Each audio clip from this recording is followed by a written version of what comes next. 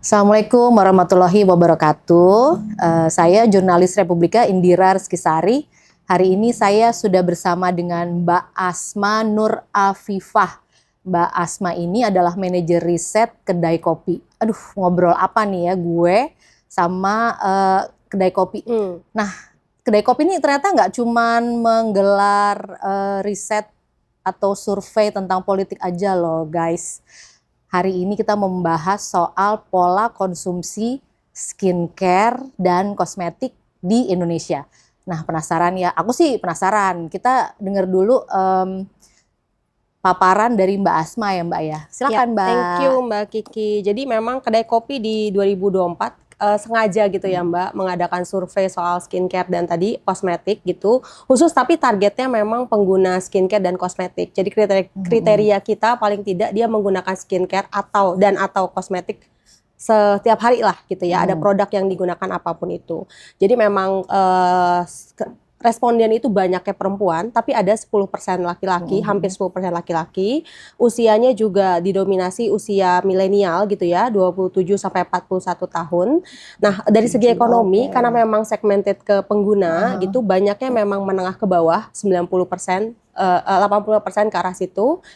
Dan 43% itu ibu rumah tangga. Nah, sisanya bekerja, ada entrepreneur, ada pegawai, ada juga ASN gitu ya, dan juga mahasiswa gitu.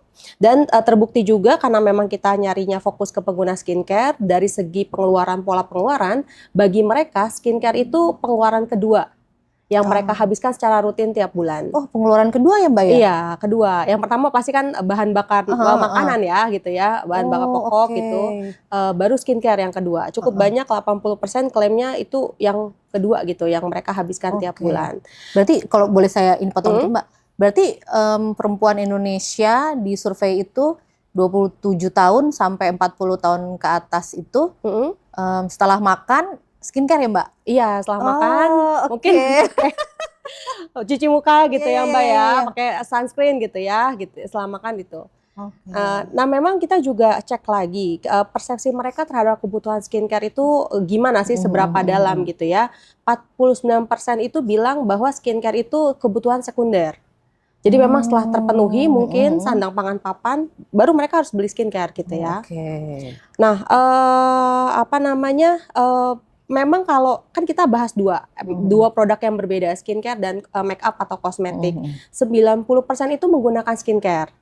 90%. Menggunakan skincare. Nah, sekitar 45% itu menggunakan make up. Dan ada 40% yang pakai dua-duanya.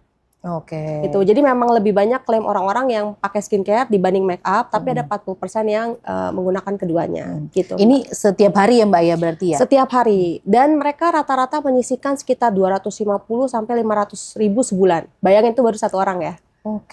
Pakai UMR Jakarta aja. UMR Jakarta aja udah 10% ya. Udah 5% sampai 10% gitu berarti Mbak ya. Benar. Jadi memang ada jatahnya gitu ya dari mereka untuk beli produk itu gitu. Nah, kita juga nanya sebenarnya kan ngapain sih ya, kenapa mereka beli skincare atau make up gitu. Kalau dulu kan ada asosiasi skincare sama make up itu untuk mempercantik diri gitu ya. Biar kelihatan lebih percaya diri. Nah, tapi kalau saya lihat dari alasan yang mereka bilang itu 83% memang fokus untuk merawat kulit. Jadi memang mereka merasa bahwa kulit tuh harus dirawat gitu. Ada kebutuhan untuk merawat menjaga kulit. Kesehatan kulit gitu ya Mbak ya. Jadi 82% bilang untuk kulitnya lebih sehat. Nah, di mana itu akan nyambung 77% kalau kulitnya sehat, kulitnya terawat membuat saya lebih percaya diri. Jadi memang ada, mungkin skincare bukan lagi ini ya, bukan hanya sekedar tampil cantik, tapi bagian dari well-being seseorang gitu ya. Jadi kali love yourself itu salah satu bagiannya tampil baik gitu ya, lewat pakai skincare gitu ya Mbak. Iya benar Mbak, itu menarik sekali. Nah ini juga kita nanya kan ya, faktor apa sih yang mempengaruhi. Nah ini berhubungan bahwa sekali lagi mungkin mereka tidak fokus ke bukan yang permukaan aja gitu, karena salah satu faktor paling dominan buat orang beli skincare itu khasiat dari skincare-nya. Cocok atau enggaknya gitu berarti ya. Khasiat dan kualitas produknya itu sejauh mana. Baru setelah itu harga jadi pertimbangan sama bahan yang digunakan. Jadi khasiatnya gimana, bahannya juga aman atau enggak. Mungkin halal atau enggak itu juga jadi pertimbangan gitu ya. Nah, terus kita juga nanya persepsi kan kalau dulu saya kecil tadi ya Mbak, lebih banyak kiblat kita kan ke barat misalnya ya, Eropa sama Amerika. Nah, untuk masalah skincare sama make up kan mulai masuk tuh Asia Timur.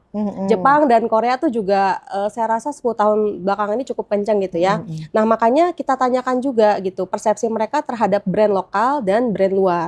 Ternyata brand kita tuh standing point-nya cukup bagus juga gitu. Karena 68% bilang brand lokal kita sama bagusnya dengan brand luar. Dan sekitar 76% bilang bahwa mereka itu lebih banyak membeli brand lokal dibanding brand luar. Oke, ini catatan yang penting dan bagus banget ya Mbak ya, karena kan industri lokalnya artinya juga berkembang dengan baik ya Mbak ya. Bener. Karena direspon pasar ya. Iya, karena di luar dari riset ini ya, saya dapat info 2022 tuh sekitar ada 1.100 perusahaan kosmetik. Walaupun mayoritas mereka di tingkat ini ya, kecil dan menengah. Oh iya. Nah, di 2024 kemarin itu naik 1.200. Oh, lumayan. Lumayan gitu. Dan itu kan harus terdaftar juga ya di BPOM. Itu baru yang terdaftar ya Mbak? Baru yang terdaftar. Kita juga nggak tahu brand-brand mana gitu. Itu baru perusahaan ya, bukan brand ya Mbak. Brand-brand mana yang mungkin belum terdaftar dan segala macam. Nah tadi kenapa bagi orang yang menggunakan brand lokal, mereka melihat bahwa brand lokal itu khasiat dan kualitasnya sesuai dengan kebutuhan mereka gitu ya. Dan bahan atau produknya mungkin lebih cocok sama orang Indonesia. Sama memang ada faktor harga juga gitu ya, yang lebih murah. Nah tapi yang menggunakan yang luar negeri sama, mereka juga merasa mungkin kalau khasiat sama produk luar negeri lebih ampuh lah gitu buat mereka. Bahannya juga lebih cocok sama kalau di luar negeri, kalau kita harga, ada yang luar negeri itu variasi produknya Mbak. Oh, mungkin lebih satu beragam. brand itu lebih banyak. Nggak cuma fokus, mungkin bukan cuma pelembab, tapi juga ada sunscreen, ada juga mungkin kalau skin make up nggak cuma foundation, tapi ada primer segala macam lah gitu ya. Jadi satu brand bisa variasinya banyak. Itu sih kuatnya untuk brand luar. Gitu Mbak.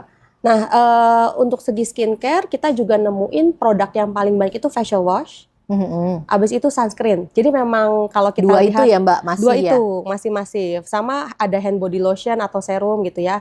Jadi kita lihat memang fokusnya itu untuk merawat dan melindungi kulit. Merawat dan melindungi. Oh, oke. Itu untuk skincare. Nah, untuk makeup beda. Untuk makeup itu prioritas utama tuh untuk wajah. Jadi 86% tuh bilang mereka pakai, setidaknya mereka pakai makeup untuk wajah gitu ya. Baru ini tuh berarti makeup untuk wajah itu dirinci spesifik nggak Mbak? Oh ada, kita ada datanya. Untuk makeup untuk wajah itu paling banyak lipstick 71%. Ada juga lip cream, itu kita bedakan. Ada juga lip balm. Ini untuk lip ya. Untuk makeup ada compact powder, ada foundation sama loose powder. Jadi mungkin yang coverage di wajah ya. Iya. Diikuti dengan lip product, tadi lipstick, lip cream, sama lip balm. Baru sisanya ada eye product sama brow product juga kita bedain. Gitu Mbak. Nah kita juga nanya kan sekarang yang mengeluarkan produk make up atau skincare kan bukan hanya perusahaan tadi ya skincare atau make up. Sebenarnya kalau dari saya perhatikan juga dari jawaban responden, udah ada nih pola-pola responden dalam menjaga kesehatan kulit itu bukan hanya menggunakan produk, tapi juga datang misalnya ke klinik kesehatan, ke dokter kulit, ke dokter kecantikan. Melakukan perawatan yang lebih ya Mbak ya, selain pakai skincare gitu ya? Benar, dari 2.000 orang, 2.090 responden yang berpartisipasi, itu 47% itu mereka bilang mereka pernah datang setidaknya ke klinik kecantikan untuk perawatan. Jadi kan anggapnya setengahnya kan mereka datang gitu ya, mau mengeluarkan duit selain membeli produk. 47% tuh iya separuhnya ya Mbak ya? Separuhnya, jadi pasarnya ada nih gitu ya, nggak cuma sekedar pakai tapi juga untuk kegiatan merawat kulit lainnya gitu ya, treatment. Mungkin juga karena yang disurvei usianya sudah di usia yang butuhkan treatment lebih ya. Bisa jadi, dan juga memang dari segi ekonomi kan mereka cukup ya gitu ya. Jadi mungkin ada spare untuk beli selain kebutuhan pokok itu ya. Nah tadi dengan kebiasaan untuk treatment segala macam, bagi orang yang pernah gitu ya punya rutinitas untuk datang ke salon atau klinik kecantikan, mereka bilang 42% tuh willing to buy, bersedia untuk membeli produk-produk yang dikeluarkan oleh klinik kecantikan itu. Jadi saya rasa sih pasarnya mungkin nggak terlalu besar, tapi ada loh bagi orang yang mungkin punya persepsi bagus terhadap suatu klinik atau suatu salon, mereka willing paling nggak untuk nyoba ya. Oh, karena saya cocok nih sama treatmentnya, saya beli deh produk saya pelembabnya gitu atau serumnya gitu ya. Gitu. Dan bagi orang yang sekarang pakai skincare gitu ya, misalnya beli di brand-brand yang besar, perusahaan yang besar, mereka juga mungkin ingin merasakan gitu ya.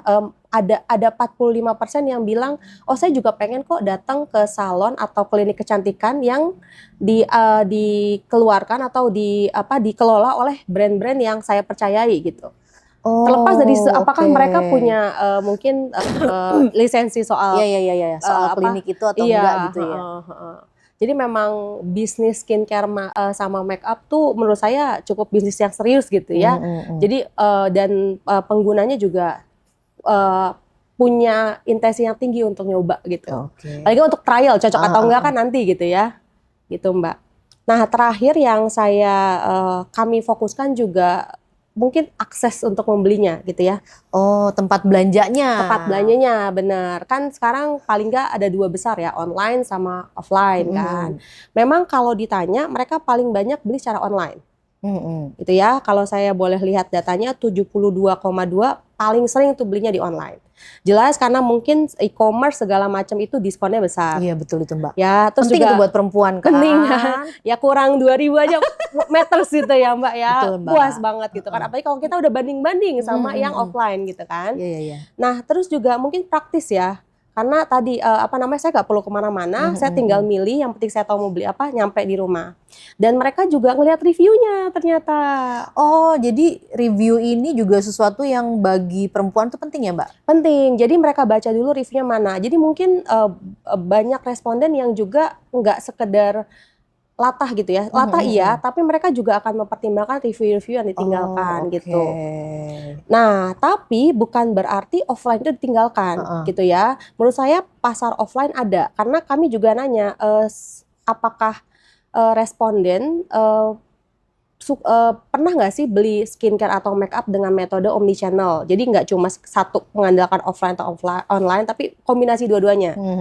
Misal dia ngelihat dulu di online. Terus dia, aku tahu cocok atau enggak, warna misalnya lipstick gitu ya, warnanya suka, tapi cocok nggak ya di bibirku gitu. Terus dia datang ke offline-nya nyoba. Atau sebaliknya, dia udah pernah misalnya ada mbak-mbak gitu ya, mbak coba dong gitu. Pas dia cek, harganya segini gitu, tar gue mau ini cari di online aja deh gitu. Nah itu banyak, 83% nyoba itu. 83% ya Mbak ya? Iya, jadi kombinasi bahwa saya nggak sendirian. Oh Mbak juga. Pak Kiki juga ya, sama saya juga. Jadi kayak kombinasi itu tuh masih ada gimana ya, walaupun online besar gitu ya bagi responden di sini, tapi pengalaman trial bagi konsumen skincare sama makeup tuh penting juga gitu. Jadi kombinasi antara trial di dunia nyata atau paling nggak mereka pernah nyoba, dan juga mungkin optimisasi di online gitu ya, entah diskon, entah iklan segala macam, itu juga bisa jadi peluang sih buat perusahaan gitu ya untuk memperbesar paling nggak pembelian gitu ya unitnya. Itu Mbak, kira-kira gitu temuan kita. Banyak nih kalau soal skincare karena memang bisnisnya growing gitu Mbak Kiki. Bisnisnya glowing ya Mbak ya. Growing dan glowing benar buat ownernya. Nah, tapi kalau ngobrol dari hasil survei ini ya Mbak ya, aku tuh pengen tanya ini Mbak. Aku nggak tahu nih ditanyakan atau tidak di survei ya Mbak ya, tapi sejak kapan sih sebenarnya perempuan di Indonesia itu mulai melirik brand lokal ya? Karena ini gara-gara kita mau ngobrol-ngobrol gini Mbak, saya jadi membuka kotak skincare saya. Oh, gitu. Karena saya jadi ini, apa bener ya gitu, perempuan Indonesia itu lebih senang brand lokal gitu. Terus saya lupa hitungannya berapa. Pokoknya saya punya 13 macam. Dari 13 macam itu cuma 2 yang brand asing. Yang satu sunscreen dari Korea, satu lagi moisturizer brand Korea juga. Tapi lainnya mulai dari toner, serum, pembersih wajah, itu udah brand lokal semua gitu. Dan saya itu orang yang mungkin kalau di survei tadi Mbak bilang kan 10 tahun lalu saya nggak punya satupun produk lokal Mbak, skincare ya. karena saya nggak punya kepercayaan Oh. bahwa skincare lokal itu akan efektif. Tapi kan Hmm. bertahun-tahun kemudian tuh saya udah nggak pernah ngelirik sih kayaknya ya skincare asing gitu ya. Kecuali lah ada brand baru yang harga cocok, kok kayaknya menarik gitu. Tapi yang lainnya sih saya udah ya udahlah ya pakai produk lokal aja gitu. Tapi kalau perempuan-perempuan lainnya nih, kira-kira sejak kapan sih Mbak terjadi shifting mereka mulai melirik produk-produk lokal nih Mbak? Soalnya ini kan di usia yang sudah agak mapan secara finansial ya harusnya ya Mbak ya. Benar segala usia dan kemampuan ekonomi juga Kira-kira mapan. dan juga apa yang terjadi nih Mbak sama brand-brand lokal ini kok sampai dilirik lebih banyak gitu? Oke, kalau menurut saya Mbak Kiki, sebenarnya kalau brand lokal pasti pasarnya besar juga ya dari zaman dulu. Karena kalau kita melirik Berarti gue brand, aja yang sombong dong. oke, exposure-nya beda. Karena gini, kalau kita lihat acara besar seperti Putri Indonesia gitu ya, brand skincare yang mensponsorinya tuh udah ada dari dulu, bener ya. Dan saya pikir mereka juga kuat di pemasaran juga gitu. Dan saya ingat mama saya pakai itu soalnya gitu ya, mama dan ibu saya. Saya melihat memang dulu tren buat pakai brand dari luar lebih ke make up sebenarnya. Dan mungkin tadi ya ada perbedaan juga konsumsi di ekonomi gitu. Nah tapi kalau boleh menurut saya adalah orang mulai point out bahwa skincare itu penting dan penting itu pasti tadi exposure dari tadi ya Jepang sama Korea menurut saya itu ngaruh juga bahwa skincare tuh penting. Bukan hanya sekarang tampil cantik, itu investasi, itu kesehatan gitu ya. Bahwa membuat kulit menjadi sehat tuh bukan hal yang tabu gitu ya, nggak seperti make up zaman dulu.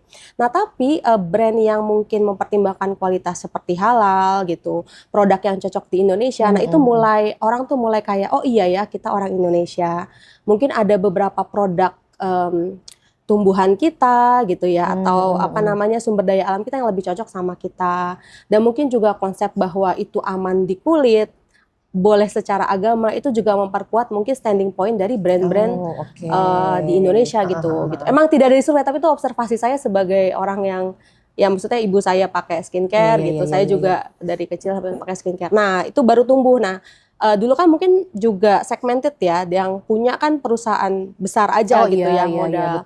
Nah dengan tadi banyaknya perusahaan kecil menengah dan sekarang kita juga bisa maklon gitu ya. Saya pikir itu juga mendorong gitu lebih banyaknya brand dan perusahaan yang bisa mengeluarkan brand sendiri gitu sih. Iya betul, makanya kalau kita juga sedihnya sih ya Mbak ya ngelihat brand berguguran juga kan ada ya Mbak ya yang kayaknya 3 tahun lalu pernah pakai kok sekarang dicari lagi udah nggak ada, ternyata udah tutup gitu. Karena jadi faktor kemudahan dalam membuat produk itu juga ikut mendorong bisnis skincare dan untuk kosmetik growing ini dan tumbuh glowing di tanah kalau air pakai ya. istilahnya Mbak Kiki ya. Iya. Terus kalau kita bertanya soal level pemahaman perempuan-perempuan yang disurvei ini terhadap efektivitas produk nih Mbak. Jadi perempuan Indonesia itu yang udahlah ya beli aja dulu, kalau nggak cocok buang gitu. Apa pembeli kita juga berhati-hati nih Mbak? Mana yang komposisinya lebih besar nih Mbak dalam pembelian? Oke, kalau secara detail kita nggak ngecek ke responden di sini ya gitu. Kita hanya bisa menemukan bahwa mereka tuh mencari khasiat. Jadi mungkin mereka akan mencari yang buat lebih putih yang mana. Atau misalnya kalau saya punya problem jerawat gitu ya, saya maka akan fokus ke yang berjerawat mungkin, ke poriwar segala macam. Nah tapi menurut saya ada pasar yang memang sangat kritis dan dan sangat aware. Karena memang pengetahuan terkait dengan zat skincare tuh sekarang makin banyak dan makin mudah Mbak. Oh iya. Kayak ada, saya pernah cek website, dia nyediain lengkap gitu. Ini buat apa aja, bagus buat apa aja. Dan kalau anak Gen Z kan lebih banyak Z ke bawah kan pengennya video ya. Saya juga ngeliat makin variatif, bukan hanya sekedar bagaimana memakainya, tapi banyak juga yang konten edukasi kayak zat ini bagus buat ini buat ini, cara makainya gini, mau kita ikutin 10 step, 7 step gitu, itu ada semua. Nah jadi saya pikir ada pasar buat itu. Tapi apakah segmen yang kritis dan aware itu tidak mencoba? Menurut saya mereka justru paling, kalau saya tipe yang ini, saya udah cocok saya nggak mau nyari. Tapi mungkin orang yang edukatif dan aware mungkin lebih ingin mencoba ya. Itu juga tapi harus perlu diuji ya Mbak. Karena mereka tahu kan yang zat ini bagus buat apa, tinggal cocok nggak buat saya gitu ya. Berarti di kelompok usia ini knowledge-nya lumayan baik ya? Bukan knowledge lumayan baik, mereka ada concern di kualitas khasiat dan kualitas serta bahan yang digunakan. Iya. Jadi mungkin ya bisa dinilai baik ya kalau kayak gitu ya. Iya.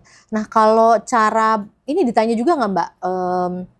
Atau misalnya jadi bahan analisa pada saat buat pertanyaan survei Mbak ya?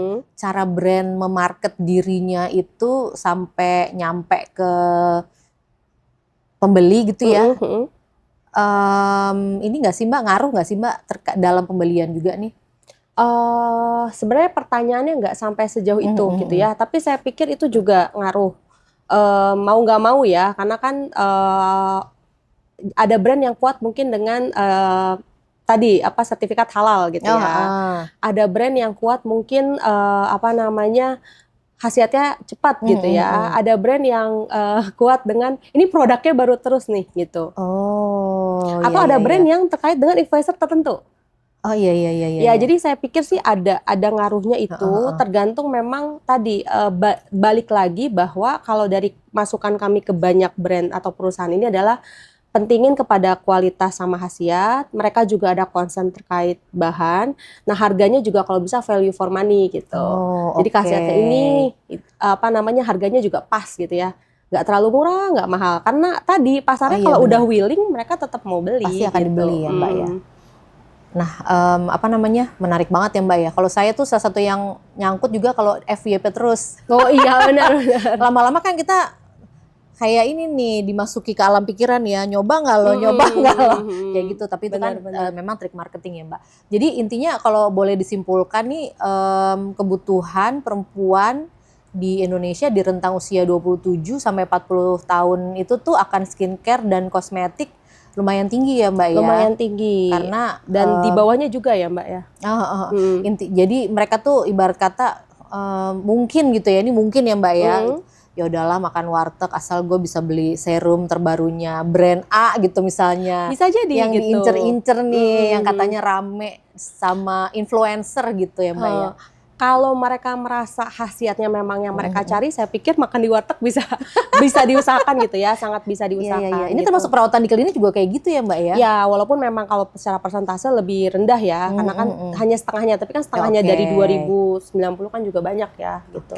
Berarti dari kesimpulan survei ini bisa dikatakan nggak sih Mbak bahwa memang industri skincare di Indonesia itu harusnya bisa terus berkembang selama mereka itu memang berkualitas, punya daya saing di pasar yang baik, benar. Dan memang mungkin terus-menerus berinovasi kali ya Mbak ya? Iya, karena memang tadi Mbak, terutama untuk yang educated ya, sekarang tuh standing point brand atau produk tuh banyak gitu ya. Mau pakai bahan aktif, mau pakai bahan yang kan bahan aktif banyak sekarang ya. Itu juga penjualan gitu kan. Inovasi itu jadi salah satu branding produk lah atau perusahaan gitu ya. Dan itu nggak akan pernah berhenti karena kan teknologi makin maju. Tinggal cara masarin aja yang buat paham. Kedua adalah tadi awareness terkait apakah skincare yang kita gunakan baik dalam pembuatan prosesnya, baik juga nanti saat memakainya dan baik juga saat nanti kalau udah habis gitu. Jadi kesadaran terhadap efek pembuatan skincare maupun sampahnya terhadap lingkungan tuh ada. Termasuk beberapa mungkin banyaknya Z ya, Z kan sangat tinggi awareness-nya terhadap tadi ya sustainability gitu. Isu lingkungan ya Mbak ya. Makanya bukan logo ya, label cruelty free gitu, itu juga ini, atau misalnya pakai bahan yang ramah lingkungan gitu ya, atau tidak menghasilkan polusi, atau misalnya package-nya dari bahan yang mudah daur ulang, itu juga ada pasarnya gitu. Dan mungkin pasar itu yang juga willing to pay more gitu kan, karena tadi value-nya inline gitu dengan mereka. Itu yang kedua. Nah yang ketiga halal tadi yang pakai disebut, karena memang kalau halal itu kan sejalan dengan renstra-nya pemerintah juga ya. Gitu, dan bahkan setahu saya untuk Renstra itu pemerintah juga berniat untuk ekspor. Nah, salah satu produk halal yang diincar tuh memang skincare dan make up. Jadi ya menurut saya adalah akan semakin bertambah, akan semakin besar selama tadi beberapa potensi terakhir pemasaran juga Mbak, sorry Mhm, kelupaan. mhm. Nah, pemasaran juga makin gampang dengan adanya sosial media, e-commerce segala macam. Jadi akses orang makin gampang. Nah, tergantung nih infrastrukturnya gimana untuk mendukung itu.